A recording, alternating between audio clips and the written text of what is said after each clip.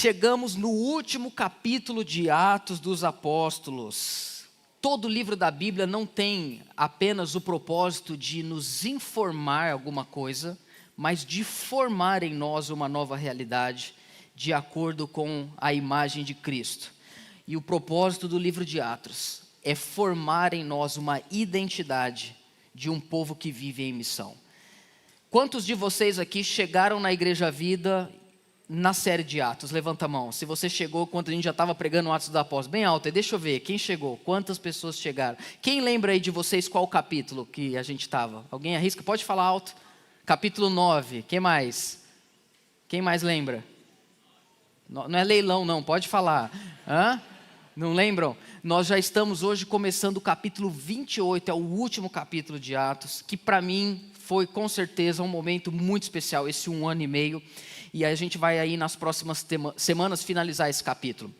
Brevíssimo contexto para a gente entender o que está acontecendo em Atos capítulo 28. Você que está nos acompanhando aí pelas últimas semanas sabe que a parte final do livro de Atos, o foco da câmera vai para o apóstolo Paulo. Paulo ficou 2 anos preso numa cidade chamada Cesareia Marítima. Ele está preso ali porque os seus contemporâneos e conterrâneos judeus denunciaram Paulo ao Império Romano, dizendo que ele era um cara que estava perturbando a Pax Romana. E Paulo então fica sob custódia esses 2 anos. Nesses 2 anos que Paulo fica ali, ele vai se deparar com 2 governadores romanos, Félix e Festo. E enquanto Paulo ficou esses 2 anos, os judeus, os líderes religiosos de Jerusalém, continuaram indo para Cesareia para acusar Paulo. Quando Paulo percebeu que aquilo ali não ia virar nada e só ia piorar, ele, como cidadão romano, reivindicou o direito que ele tinha, apelando para César. O que significa recorrer para uma instância superior de julgamento, sair de Cesareia Marítima e ir para a capital do império, Roma. Então Paulo diz, eu apelo para César. E o governador disse para ele, para César você apelou, para César você irá. Paulo é colocado num navio para sair então de Cesareia Marítima, que ficava já à beira do mar Mediterrâneo, para ir até a cidade de Roma. Paulo pega um primeiro navio e quando ele é atracado num lugar chamado Bons Portos, ele diz o seguinte: pessoal, eu vejo que nós vamos ter uma viagem muito difícil, a minha opinião é a gente passar o inverno aqui.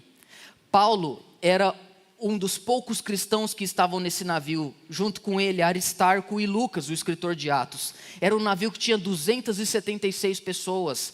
Eles então não ouvem Paulo e pegam agora um segundo navio que tinha saído de Alexandria, no Egito, com um destino para Roma. Só que uma grande tempestade veio sobre esse navio e Paulo se levanta no meio dessa tempestade e dá uma palavra para aquelas quase 300 pessoas que estavam ali, dizendo o seguinte: nós vamos perder o navio, esse navio já está fadado a ser destruído, mas o Deus a quem pertenço e sirvo me revelou através de um anjo que nenhuma vida aqui se perderá.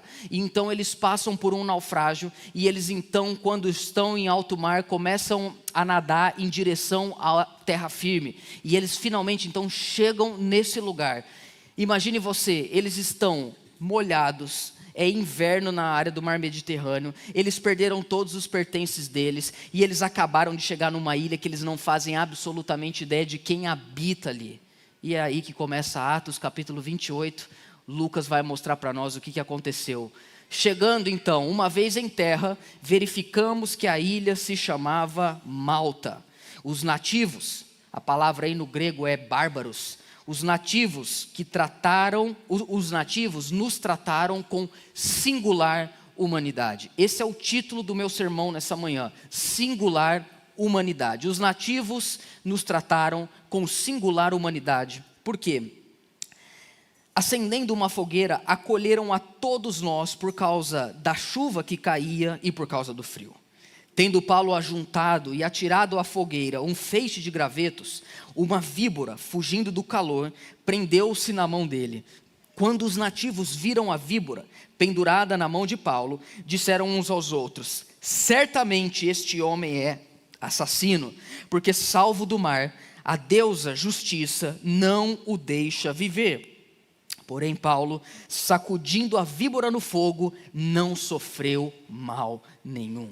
Mas eles esperavam que Paulo viesse a inchar ou a cair morto de repente. Depois de muito esperar, vendo que nada de anormal lhe acontecia, mudando de opinião, diziam que Paulo agora era um deus. Perto daquele lugar havia um sítio, ou um terreno, ou uma área, que pertencia ao homem principal da ilha, possivelmente Públio, é um romano que está ali governando a ilha de Malta.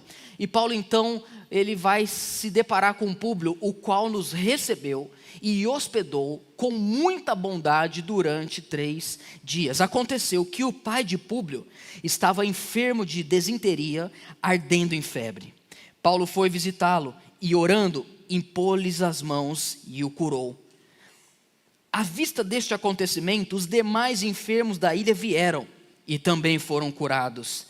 E esses que foram curados nos honraram com muitas honrarias, e tendo nós de prosseguir viagem, eles nos puseram a bordo com tudo o que era necessário. Vamos repetir juntos a última frase desse último versículo 10, tudo o que era necessário. Mais forte, vamos lá. Esse também poderia ser o título do sermão, também seria um bom título, tudo o que é necessário. Vamos orar, vamos falar com Deus. Eu quero falar hoje com vocês sobre isso, singular humanidade. Só antes da gente orar, explicando brevemente a minha intenção nesse domingo pela manhã, é mostrar como o relato de Atos capítulo 28 traz para nós a surpresa de Paulo ao chegar numa ilha que ele não conhecia ninguém e ele ser suprido e cuidado. Eu quero falar hoje sobre como que Deus nos chama para viver em missão, não só para nós servirmos pessoas, mas porque Ele também quer cuidar das nossas vidas por meio da missão que Ele nos deu. E às vezes através de pessoas que a gente nem imagina. Vamos orar. A primeira coisa, Pai, que eu peço ao Senhor, que nos dê aqui um tempo, Pai, de percepção e consciência espiritual. Não vai ser uma palestra agora, Senhor. Nós não vamos ouvir ensinamentos humanos. O nosso esforço é tentar, por meio da Tua palavra, ouvir a Tua voz.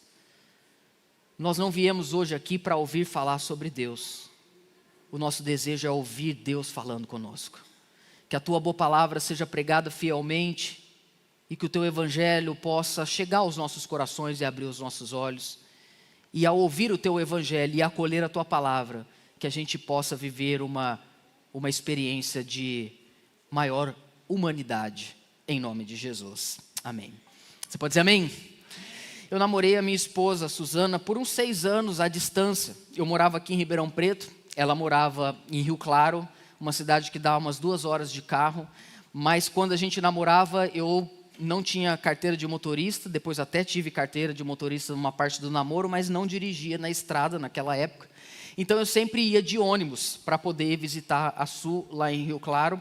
E o meu pai me levava na rodoviária, eu pegava o ônibus aqui em Ribeirão Preto, uma viagem que de carro hoje a gente faz de 1h50, demorava 3h30. E uma das vezes que eu fui para Rio Claro, por alguma razão que eu não me lembro, o meu pai não pôde me levar na rodoviária, então ele me deixou sob custódia do meu avô. Ele me deixou bem cedo na casa do meu avô, o ônibus era 10 horas da manhã, e eu fiquei na casa do meu avô ali esperando um pouco para poder, finalmente, meu avô me levar para a rodoviária.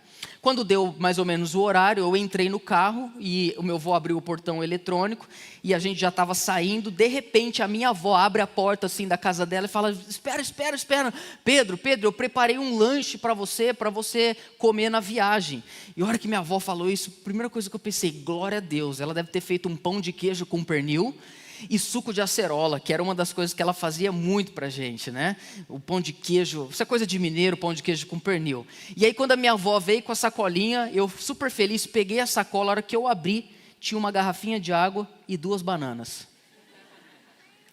Hoje eu olho para trás, eu vejo que a minha atitude, eu mudaria, eu não faria hoje o que eu fiz com a minha avó naquela época, que eu olhei assim e falei, nossa avó, isso aqui não é um lanche.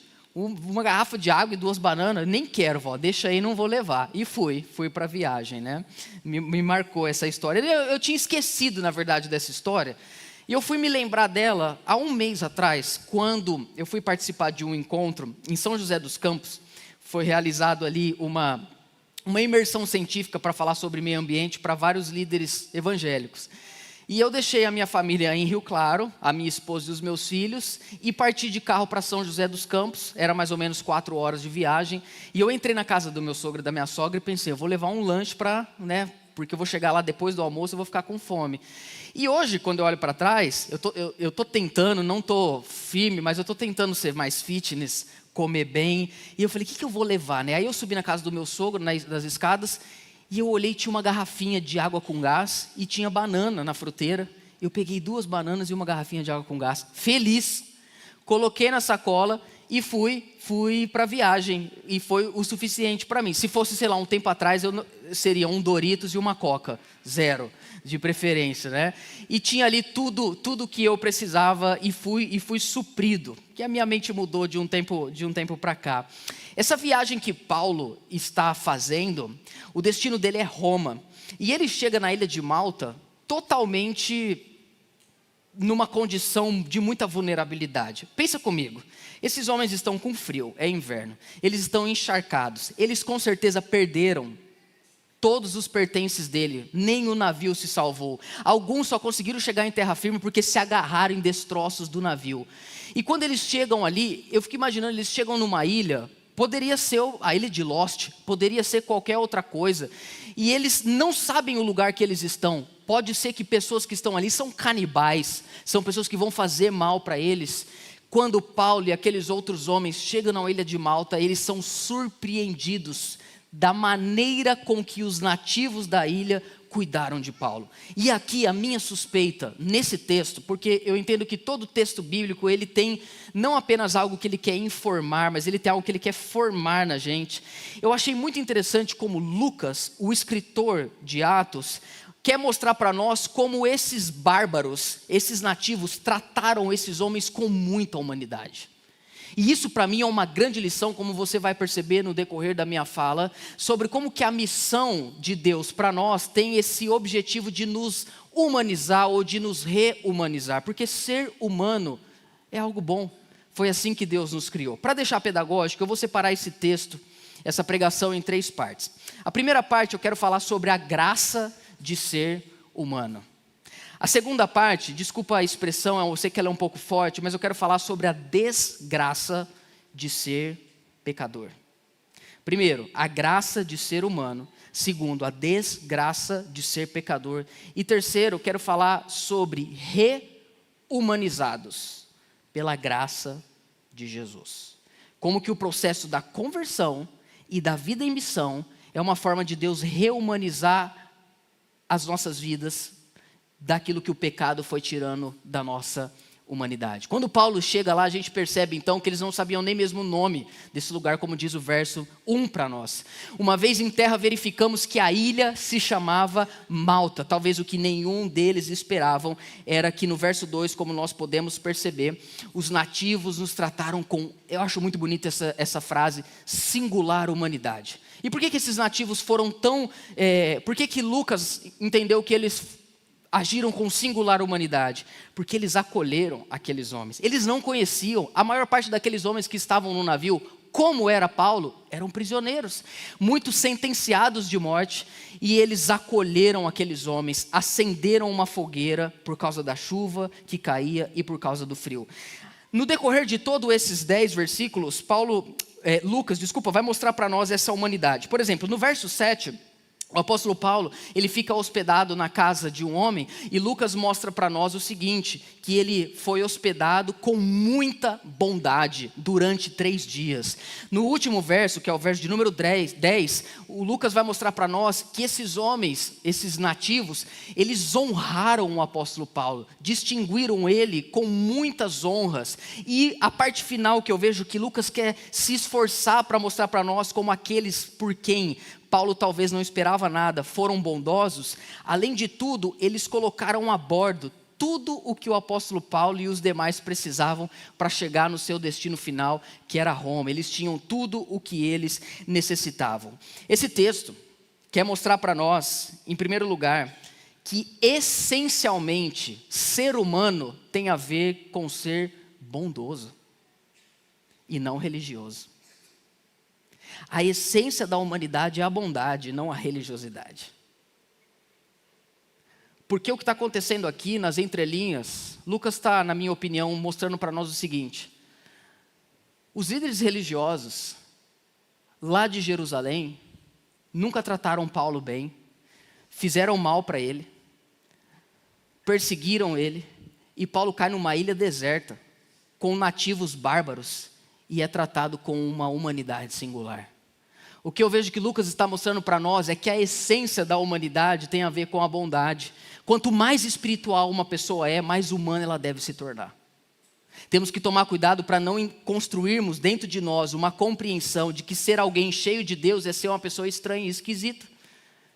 Na verdade, ser uma pessoa que é cheia de Deus é se tornar uma pessoa cada vez mais humana. Se a nossa religião não faz de nós seres humanos singulares, ela é apenas uma idolatria. A verdadeira fé, ela gera em nós uma experiência de humanidade, pessoas que as pessoas querem estar por perto. Pode tirar o texto, Gui, para mim? Quando eu estava lendo esse texto, eu me lembrei assim de uma das doutrinas da teologia reformada que eu mais gosto, que é a doutrina da graça comum. Uma coisa que a gente percebe aqui é isso: pessoas que nunca ouviram o evangelho de Jesus ainda tinham como característica a capacidade de serem bondosos, de fazerem uma fogueira, de acolherem aqueles que estavam frios e despidos. Na doutrina, na teologia reformada, nós fazemos a separação entre a doutrina da graça comum e a doutrina da graça especial ou eficaz. Eu vou explicar para vocês o que significa a doutrina da graça comum. É uma doutrina que explica que Deus, que o favor de Deus continua sobre toda a humanidade, não deixando que essa humanidade chegue ao seu pior, à sua pior capacidade de maldade.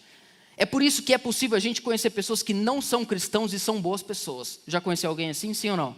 Por quê? Por causa da graça comum de Deus. Essa graça que não é a graça que abre os nossos olhos espirituais e nos faz convertermos ao Senhor, ainda assim é uma graça que Deus derramou sobre toda a humanidade. Você pode ter um país onde 0,0% de pessoas são cristãs e mesmo assim vai haver bondade naquele lugar. Por quê? Porque a graça comum de Deus está derramada sobre todas as pessoas. Ela não deixa que a humanidade chegue no seu máximo potencial de caos e destruição. Ela é como se fosse uma barreira que impede, em primeiro lugar, as pessoas de chegarem no seu máximo nível de maldade. Eu acho que você há de concordar comigo que por pior que o nosso mundo seja, ele não é o pior do que ele poderia ser. Concordam comigo, sim ou não?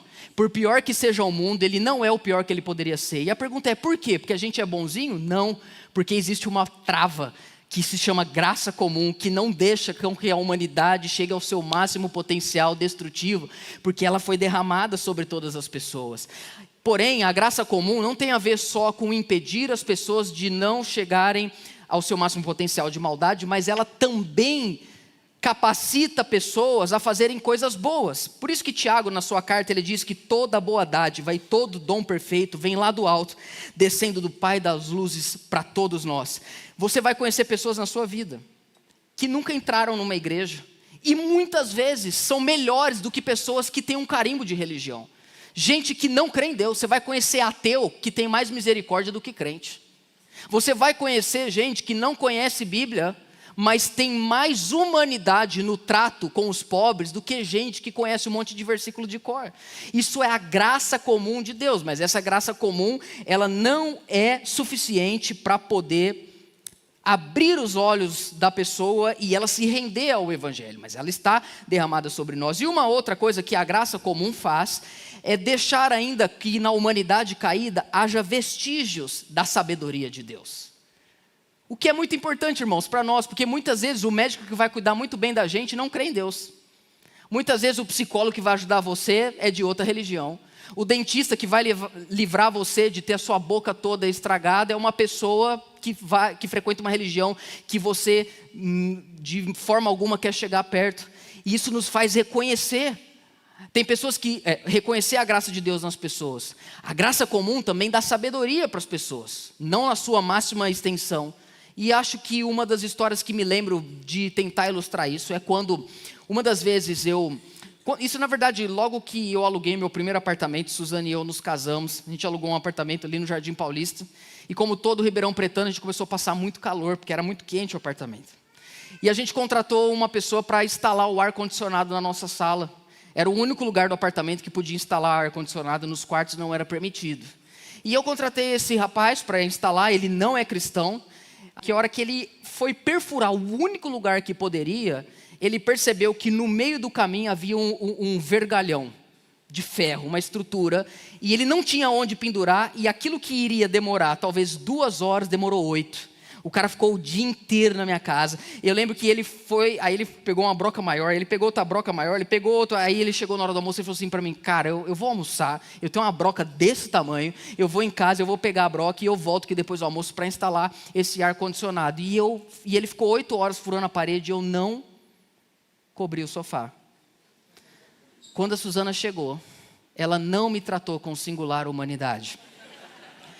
Mas para mim a melhor coisa que aconteceu nesse dia foi que no fim do dia, era tipo 5 da tarde, esse cara que não conhece Bíblia, não é membro de igreja, não frequenta lugar nenhum, ele virou para mim, eu estava sentado no sofá, aí ele acabou, ele estava todo suado, sujo, ele olhou para mim e falou assim, Pedro, posso te falar uma coisa? Eu falei, pode, eu já era pastor naquela época. Ele falou assim, cara, você pode ser muito bom no que você faz, você pode conhecer as pessoas certas, você pode ter as ferramentas certas, você pode ter oportunidades, mas se Deus não olhar lá do céu para você e falar, eu vou abençoar esse miserável, nada vai dar certo na sua vida. E eu sentado no sofá, quase que eu respondi, vejo que és profeta. Aquilo me marcou, eu nunca mais esqueci, um cara que não conhece nada de Bíblia, ele entendeu sobre Deus mais do que muita gente que está nas igrejas há muitos anos. Não sei se você concorda com ele. Você pode ser muito bom, mas se Deus não olhar para você e falar, eu vou te abençoar, não adianta. A graça comum capacita as pessoas de terem vislumbres do caráter e da bondade de Deus. Irmãos, por isso, nós como cristãos, muitas vezes temos que ter a humildade de olhar para a gente que trabalha com a gente e não tem a mesma fé e falar, cara, eu queria ser misericordioso como esse cara, eu vou aprender com ele. Eu queria ser generoso como essa pessoa, porque eu não sou.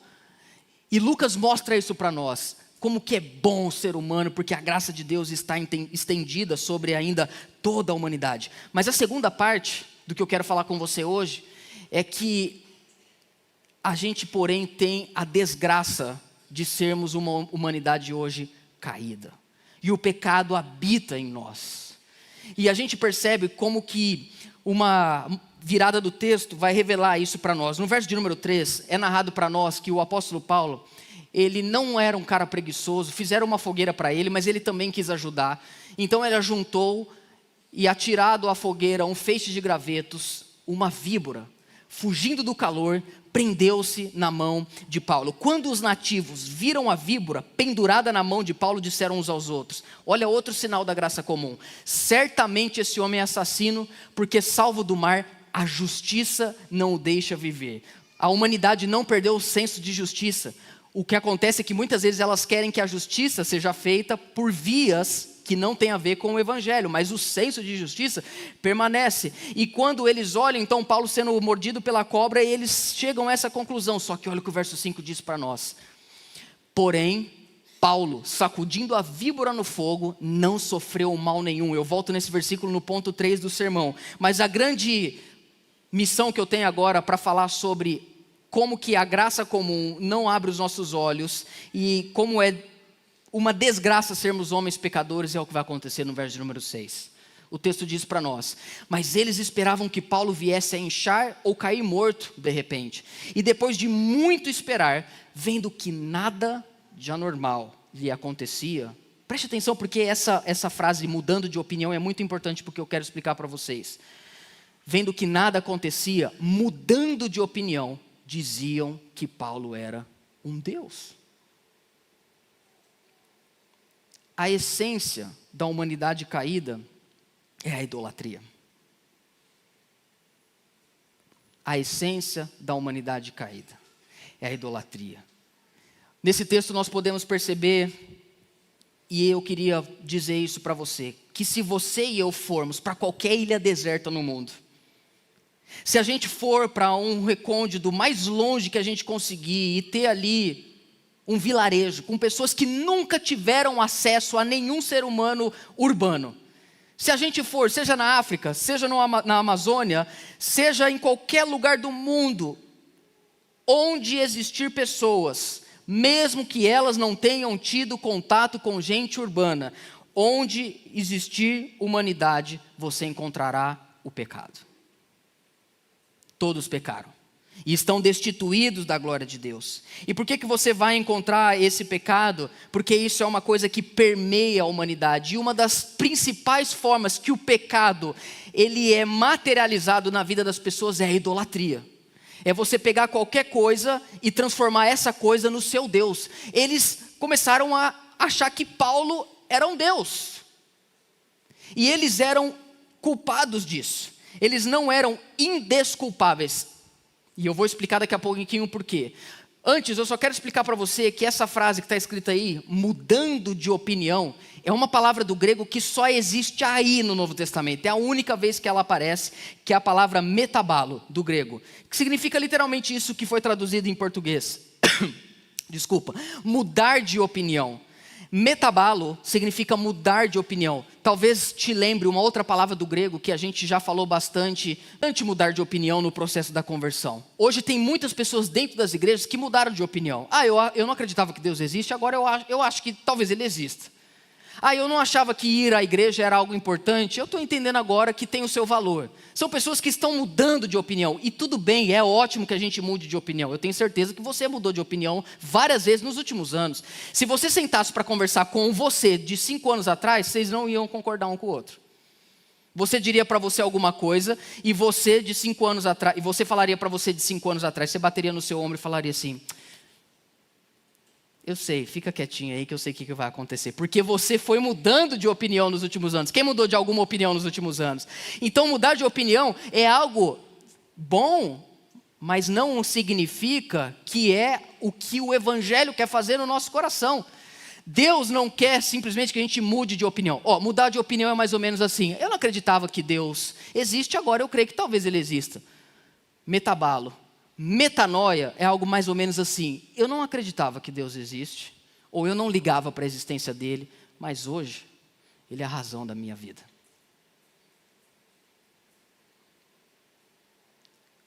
Hoje eu não dou um passo na minha vida a não ser pensando no reino de Deus e na glória de Cristo. É diferente. E quando Deus olha para a humanidade, Ele sabe que a humanidade precisa de arrependimento, e mesmo que a humanidade não tenha ouvido o Evangelho, a revelação natural de Deus já é suficiente para condenar esses pecadores. Por favor, preste atenção no que eu vou dizer agora, nós vamos mergulhar num texto de Romanos denso. Essas pessoas que nunca ouviram o Evangelho, elas podem ser condenadas por Deus, porque Deus já se revelou para elas através da criação. É isso que Paulo vai dizer em Romanos. Se Paulo nunca tivesse ido para a ilha de Malta, se aquelas pessoas nunca tivessem ouvido o Evangelho, essas pessoas poderiam ser condenadas por Deus, porque Deus não se deixou sem comunicar. Ele se comunicou com toda a humanidade por meio da criação. O Agostinho, não o Carrara da Grande Família, mas o teólogo filósofo do século IV, ele dizia que Deus escreveu 2 livros. Ele escreveu a criação, que na teologia a gente chama de revelação natural. Deus se revela, Ele deixou na criação vestígios da existência dEle. E Ele escreveu a Bíblia, que é a revelação especial, é onde Deus efetivamente nos salva. Pela revelação natural Ele pode nos condenar, mas Ele só nos salva por meio do Evangelho, porque assim Ele o destinou. Romanos capítulo 1, verso 18, o apóstolo Paulo fala sobre isso. Por gentileza, acompanhe a leitura do texto. A ira de Deus se revela do céu contra toda impiedade e injustiça dos seres humanos, que por meio da injustiça deles, perceba, suprimem a verdade. A humanidade caída, tudo que ela pode fazer, a humanidade pecadora, ela suprime a verdade, para que não se ouça e não se renda ao Evangelho de Jesus. Paulo continua, verso 19. Pois o que se pode conhecer a respeito de Deus é manifestado entre eles, porque o próprio Deus lhe manifestou. Se Paulo não tivesse chegado em Malta, Deus já tinha se revelado ali. Como, Pedro? Vamos continuar a leitura do texto. Porque os atributos invisíveis de Deus, que Paulo vai enumerar aqui 2, isto é, o seu eterno poder e a sua divindade, claramente se reconhecem desde a criação do mundo, sendo percebidos por meio das coisas que Deus fez. Por isso, os seres humanos são indesculpáveis. Deus está demonstrando por meio da criação vestígios da sua existência. Quais são os 2 atributos que Deus revela por meio da criação? Ele revela a sua divindade e o seu eterno poder. Então a humanidade em qualquer lugar é indesculpável. Mas Paulo continua dizendo no verso 21. E por que ela é indesculpável? Como Deus revelou, ainda assim, tendo conhecimento de Deus, não o glorificaram como Deus e nem lhe deram graças. Pelo contrário, se tornaram nulos em seus próprios raciocínios. E o coração insensato deles se obscureceu, dizendo que eram sábios, se tornaram tolos. E trocaram a glória do Deus incorruptível por imagens semelhantes ao ser humano corruptível. Começaram a adorar as aves, os quadrúpedes e os répteis. Por isso Deus o entregou à impureza, pelos desejos do coração deles, para desonrarem o seu corpo entre si. E Paulo termina no verso 25 dizendo: eles trocaram a verdade de Deus pela mentira, adorando e servindo a criatura em lugar do Criador, o qual é bendito para sempre, amém. Irmãos, a verdade é, dê glória a Deus, porque hoje nós não estamos aqui prostrados diante de uma imagem, nós não estamos prostrados diante de um ser humano, nós não estamos hoje aqui adorando um objeto, adorando uma pessoa, nós não estamos aqui fazendo de coisas terrenas o objetivo da nossa vida. Nós não estamos preocupados em fazer mandinga, em fazer simpatia, em fazer algum tipo de trabalho para ver se Deus nos abençoa, porque os nossos olhos foram abertos. Hoje, em vez de adorar qualquer coisa e transformar coisas em ídolos, nós adoramos aquele que é o Deus vivo e verdadeiro. Por isso que Paulo foi enviado àquela ilha. Aqueles homens inclinaram-se para ver Paulo como Deus.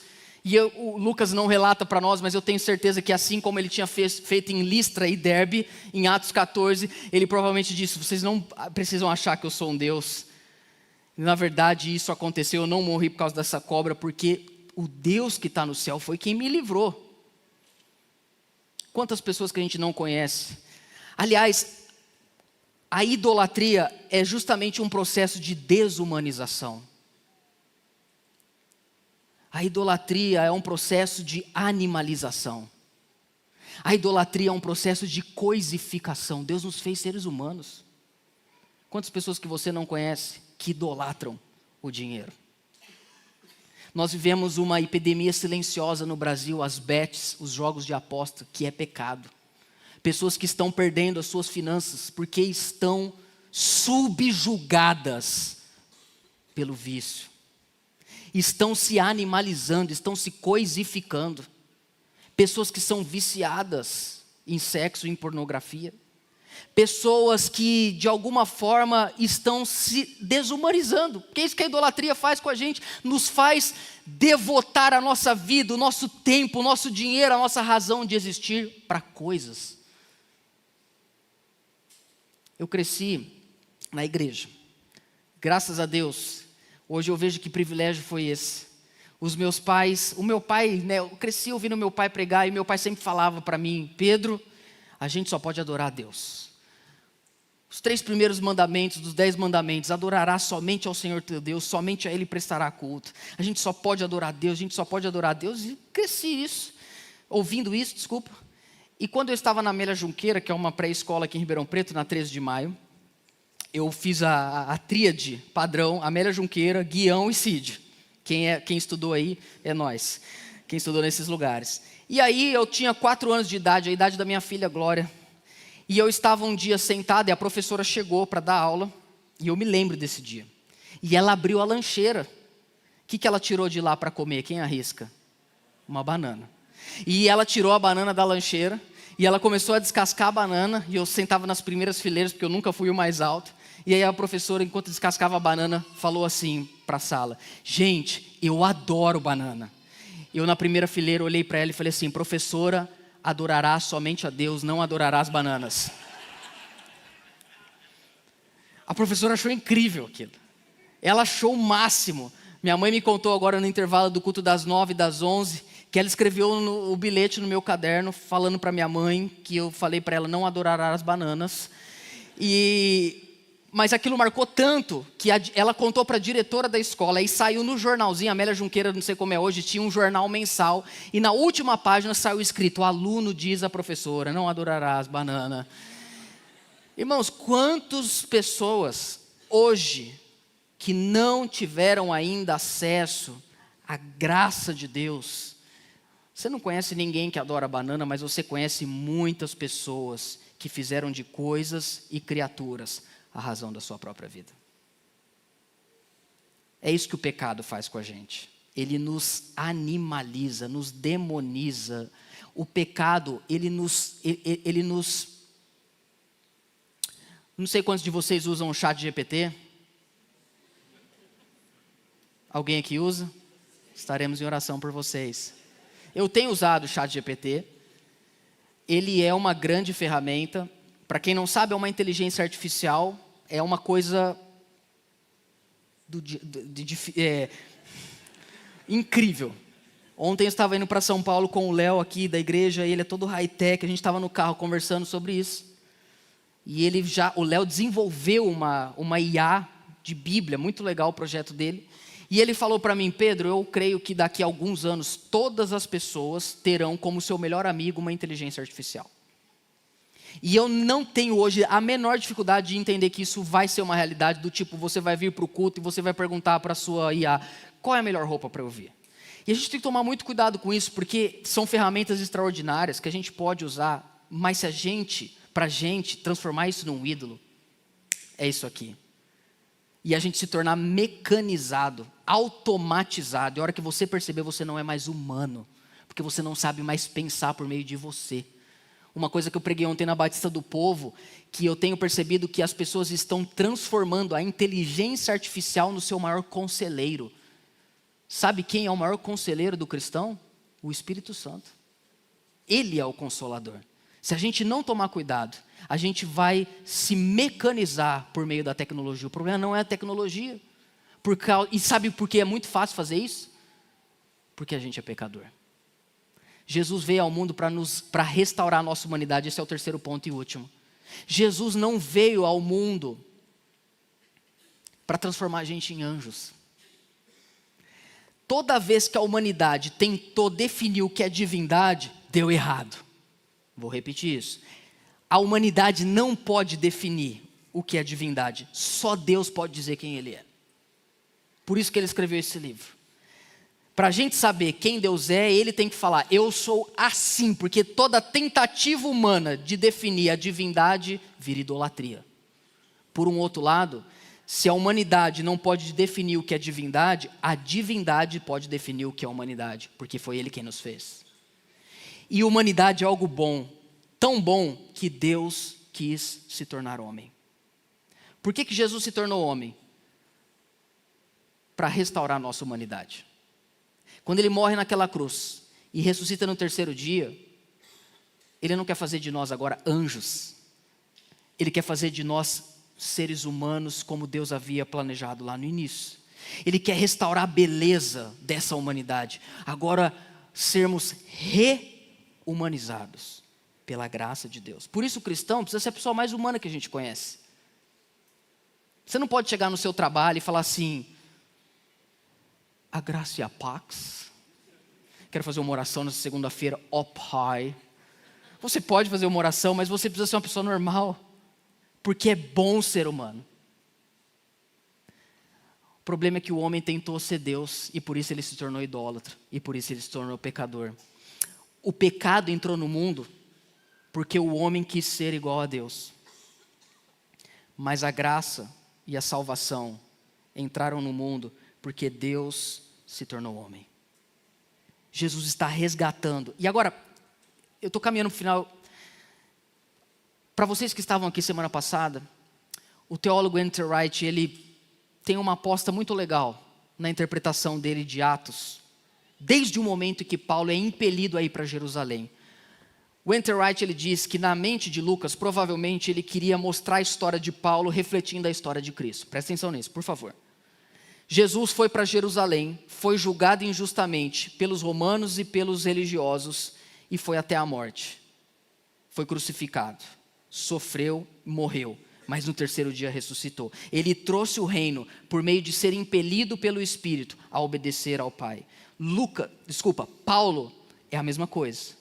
Paulo foi impelido a ir para Jerusalém. Você lembra, no meio de Atos ele diz: eu só sei que o que me espera em Jerusalém são prisões e cadeias e sofrimento, mas eu nada considero a minha vida preciosa para mim mesmo, conquanto que eu cumpra o chamado de Deus de pregar o evangelho da graça. Paulo vai impelido para Jerusalém, é lá que ele é preso, ele vai transferido agora para Cesareia, e ele fica 2 anos, e depois de fato ele vai sofrer esse naufrágio enquanto está indo para Roma. Na mente de N.T. Wright, o capítulo 27 de Atos é como se fosse, de alguma forma, uma representação da crucificação. O naufrágio é o lugar onde Paulo ele passa pela madeira quebrada, mas fazendo isso em direção ao chamado de Deus para a vida dele. Ele está tentando nos ensinar que para o reino ser estabelecido, a gente não precisa e não pode ter medo do sofrimento. Porque muitas vezes é por meio das dificuldades que Deus usa a nossa vida na missão. Mas na aposta de Wright, Atos capítulo 28, é uma espécie de ilustração da ressurreição. Porque quando Paulo chega naquela ilha, a primeira coisa que acontece depois dele ser acolhido, ele é picado por uma cobra, uma víbora. E eu não quero que a gente pense que essa cobra e essa picada de víbora na mão de Paulo é algo que está acontecendo por acaso, porque eu não creio que seja. Isso representa muito bem o levante que nós temos quando nos disponibilizamos a viver para o reino de Deus. O reino das trevas, de alguma forma, vai tentar se opor. Mas sabe o que acontece? A experiência de Paulo é um cumprimento de uma promessa que Jesus havia feito. O verso 5 de Atos capítulo 28 mostra para nós que depois de Paulo ter sido picado, porém sacudindo a víbora no fogo, não sofreu mal nenhum. Por quê? Paulo está em missão, ele está alinhado com a vontade de Deus. Isso significa que ele vai passar por naufrágios, ele vai ser picado por cobras, mas mal nenhum vai destruir Paulo, porque ele está avançando não na sua capacidade, mas em obedecer à vontade de Deus. É isso que o Senhor Jesus disse para nós lá em Lucas capítulo 19, capítulo 10, verso 19, a promessa dele: eis que dei a vocês autoridade para pisarem cobras e escorpiões e sobre todo o poder do inimigo, e nada absolutamente lhe causará dano. Perceba, essa não é uma promessa vazia de Jesus, que a gente não vai ter problema, que a gente não vai ter dificuldade, que a gente não vai sofrer. Não é isso que Jesus está dizendo. Jesus está dizendo o seguinte: eu vou enviar vocês, e vou enviar vocês para um lugar hostil, e se vocês se posicionarem para sinalizarem um reino, não viverem para si mesmos, se você todo dia chegar no seu trabalho, bater naquela mesa e falar: eu trabalho aqui porque esse é meu púlpito, Deus me colocou aqui para servir pessoas, Deus me colocou aqui para sinalizar a bondade de Deus, você vai perceber que você vai ter oposição. Eu costumo dizer que só não acredita em oposição espiritual quem não vive em missão, porque a partir do momento que você falar: eu quero ser um sinalizador do reino de Deus, prepare-se para viver isso. Então o que nós precisamos ver aqui, porém, é que a despeito disso não precisamos ter medo. Não desprezamos os seus ardis, diz Paulo a respeito de Satanás. O diabo existe. Tudo que o diabo mais quer é que você creia que ele não existe. Então o que eu vou dizer daqui para frente, eu não quero que você interprete como um desdém a Satanás, porque o outro apóstolo disse para nós andarmos sóbrios e vigilantes, porque o inimigo anda ao nosso derredor, bramando como um leão, buscando a quem possa tragar. Então o que eu vou dizer aqui, daqui para frente, não tem a ver com a gente achar que o diabo não existe, não, ele existe, ele tem o seu poder, ele atua, ele faz oposição ao reino de Deus, mas nós que estamos vivendo na missão não precisamos temer, porque nós não estamos avançando diante de um projeto pessoal. Quando a sua empresa tem a ver com o reino de Deus, quando os seus filhos têm a ver com o reino de Deus, quando o seu dinheiro tem a ver com o reino de Deus, você pegará em serpentes e elas não vão destruir você, você vai pisar sobre escorpiões, você vai beber veneno, você não vai morrer, porque essa é a promessa de Jesus. As portas do inferno não prevalecerão contra a igreja. Só que Deus não vai derramar essa autoridade sobre nós se a gente não vive em missão. Um amigo muito querido, eu não vou citar seu nome, viu, meu irmão Lucas? Acabei soltando aqui. O Lucas teve um sonho muito, ele compartilhou. Cadê o Lucas? Eu vi ele no... Lucas, eu falei de você, eu falei às 9, não citei seu nome, mas é que eu vi. Enfim, o Lucas teve um sonho comigo essa semana e ele falou: cara, eu tive um sonho com você. E era um sonho muito estranho. Eu nem perguntei se eu podia falar, viu, mano? Agora já foi. Muito estranho, era um sonho que eu chegava e o culto ia começar e de repente o diabo chegava. E o diabo ficava endemoniado. E aí não deixava o culto começar. E foi um negócio muito, muito macabro, Pedro. Ele falou para mim, aí eu respondi assim para ele: fala, mano, caramba, que loucura, hein? E eu quero ler para você a frase que eu escrevi para ele. Eu falei assim: deixa o capeta comigo, que dou-lhe uma no nome de Cristo, que ele não se esquecerá jamais. Eu quero que você entenda isso. Eu não estou falando isso porque nós menosprezamos. Estou falando isso porque Jesus foi quem disse: toda autoridade me foi dada no céu e na terra. Portanto, vão, façam discípulos de todas as nações, pregando e batizando-os em nome do Pai, do Filho e do Espírito Santo. E eis que eu estarei com vocês todos os dias até a consumação dos séculos. O poder da ressurreição está sobre nós. Se você tomar a decisão e falar: Deus, eu quero ser usado pelo Senhor, o que vai acontecer? Descerá sobre você o poder do Espírito, o poder do Altíssimo, e o poder do Espírito te envolverá. Tanto que é o que acontece no final, quando Paulo é muito usado por Deus ali, e ele cura as pessoas.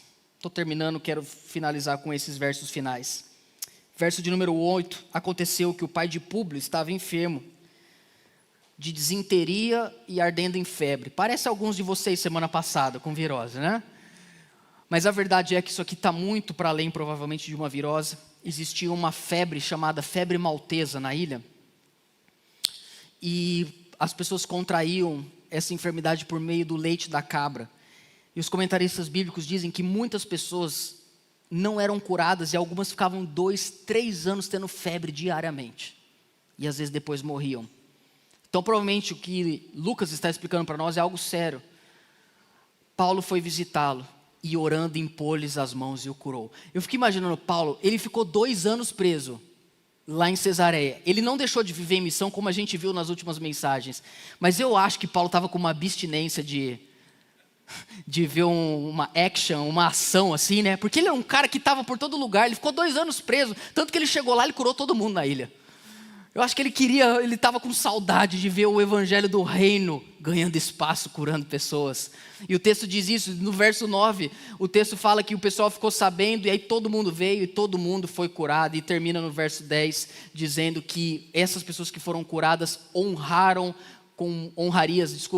distinguiram Paulo com muitas honrarias, e tendo nós, Lucas falando terceira pessoa do plural, de prosseguir viagem, nos puseram a bordo tudo o que era necessário. Irmãos, eu quero terminar essa mensagem contando uma história e pensando um pouquinho com vocês sobre o porquê que a gente precisa estar em missão, porque é assim que Deus quer cuidar da gente. Vocês me dão 5 minutos para eu terminar? Amém? O Senhor Jesus disse em Mateus 6,33, pode subir, Pedrão: busquem em primeiro lugar o reino de Deus e a sua justiça, e todas as demais coisas, que no contexto é comer e vestir-se, comer, beber e se vestir. Jesus fala: se vocês buscarem o meu reino, quem vai cuidar de vocês sou eu. Quem aqui quer ser cuidado por Deus? A única forma de Deus efetivamente ser o maior responsável por nós é quando a gente faz do reino dele a nossa maior responsabilidade. A gente acha que Deus quer que a gente viva em missão porque a gente tem muito o que contribuir na vida das pessoas. E num certo sentido a gente tem mesmo. Só que esse texto me ensina uma coisa. Deus também cuida da gente por meio da missão. E a gente permanece humano quando a gente vive em missão. Porque quando a gente vive em missão, a gente vive perto da dor alheia. Essa semana, uma irmã aqui da nossa igreja me mandou um texto, uma mensagem falando: pastor, tem ela trabalha no HC aqui em Ribeirão Preto, e ela estava ali na área ela é psicóloga, estava cuidando ali, e ela falou: tem uma moça aqui que ela tem um filho, e esse filho tem 7 meses, e ele está... Baixa só um pouquinho para mim, Pedro. E ele tem 7 meses e ele está internado. Você pode vir aqui fazer uma visita? Eu fui então fazer a visita para aquele menino, e sempre que eu vou fazer a visita, eu tenho no caminho um texto no meu coração. Porque, ainda mais eu que sou pai de filho pequeno, quando você chega para visitar uma criança, seja na UTI ou entubada, a primeira coisa que você olha, a hora que você olha para o berço, você vê o seu filho. E a pergunta é: o que eu vou falar para uma mãe de um menino de 7 meses, com tráqueo, sem previsão de sair do hospital? Uma mãe que está várias semanas sem ver a sua outra filha e o seu esposo, porque eles não têm condição de vir da cidade deles para visitar. E aí eu entendo que quando chega nesse momento, a gente humanamente falando não tem o que dizer. Mas é o fato da gente não ter humanamente o que dizer que a gente se apoia na palavra de Deus, para a gente falar o que a palavra diz.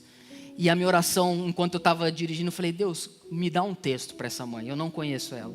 E o texto que veio no meu coração foi 1 Samuel, a história de Ana, que ela queria muito ter um filho, ela não conseguia. Deus deu a ela a possibilidade de ter um filho, e ela ofereceu Samuel a Deus. E ela canta uma música que ela diz: do Senhor eu o pedi. Quando esse texto veio no meu coração, eu pensei comigo: provavelmente essa mãe quis muito essa criança. E fui com isso, com o texto no meu coração. Quando eu cheguei no quarto, eu vi a cena e a situação. Um pouquinho que eu já tinha conversado com ela, eu perguntei assim para ela: você desejou essa criança?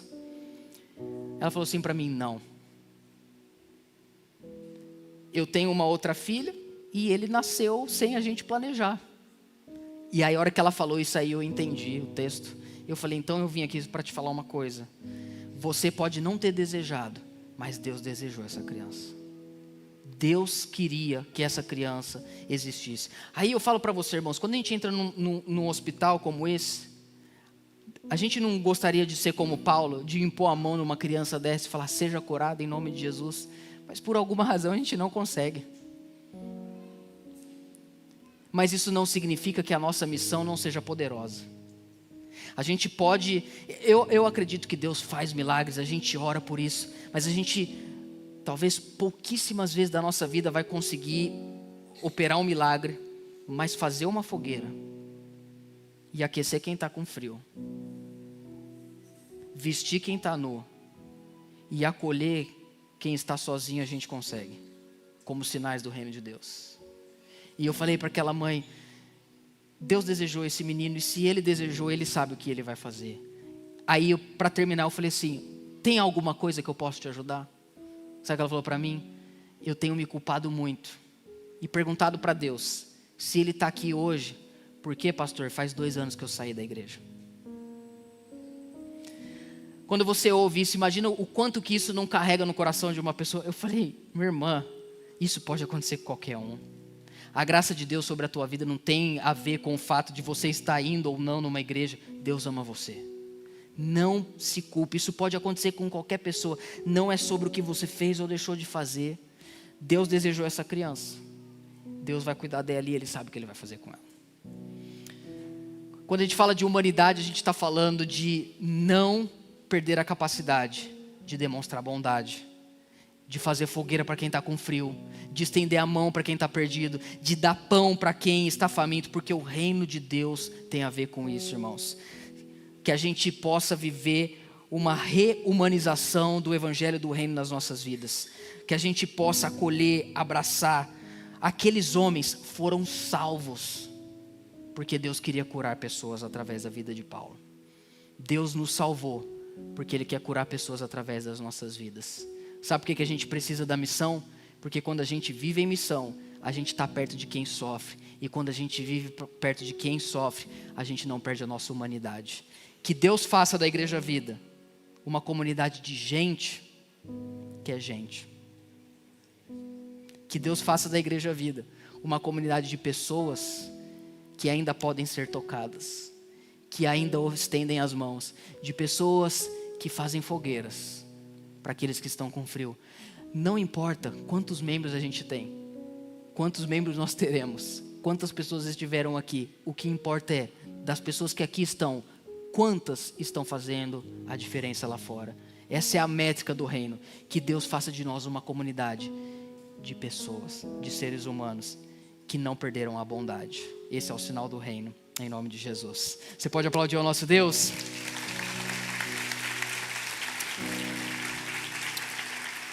Fique em pé no seu lugar, vou chamar o louvor aqui. Fomos salvos para curar. Feche os seus olhos. Feche os seus olhos.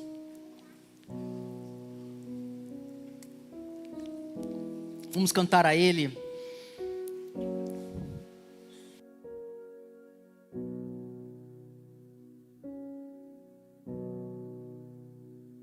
Os olhos, eu quero nesse momento, coloca diante de Deus, irmãos, talvez aquilo que você sinta que hoje tem tentado desumanizar você. Seja um pecado, seja uma luta, seja um problema, seja uma dificuldade, seja uma preocupação. Qualquer coisa que está tentando talvez coisificar você, te afastar da presença de Deus, coloca isso diante do Senhor. Entrega a sua vida ao Senhor. Peça ao Senhor que te levante hoje, que te restaure, que te humanize, que faça você reavivar a bondade de Deus em você. Ele chamou você e eu para sermos como Jesus. E Jesus esteve onde os que sofriam estavam. O ministério de Jesus não aconteceu no templo em Jerusalém, aconteceu na Galileia, diante dos famintos, dos endemoniados, dos enfermos, dos pobres, dos oprimidos pelo diabo. O reino de Deus é o lugar onde Deus nos levanta para nos colocar perto daqueles que ninguém quer estar perto. Sabe por quê? Porque é assim que a gente também não perde a nossa humanidade. Nós precisamos uns dos outros. Deus quer ser tudo em todos. Ele nunca vai ser tudo em alguém. Ele só vai ser tudo em todos. Ah, Senhor, nos humaniza. Não deixa a religiosidade nos transformar em coisa. Não deixa o conhecimento nos tornar soberbos. Não deixa, Senhor, nós nos distrairmos com a nossa grandeza. Não, Pai. Nos coloca diante daqueles que precisam ver a Tua bondade, porque nós também precisamos deles. Não são só aqueles que precisam de nós, nós também precisamos daqueles que sofrem, porque enquanto nós estamos perto deles, nós nos mantemos como Jesus, porque Jesus não se afasta daqueles que sofrem. O reino de Deus está no lugar do sofrimento. O reino de Deus está no lugar onde as pessoas não querem estar. Faz isso de nós, Senhor.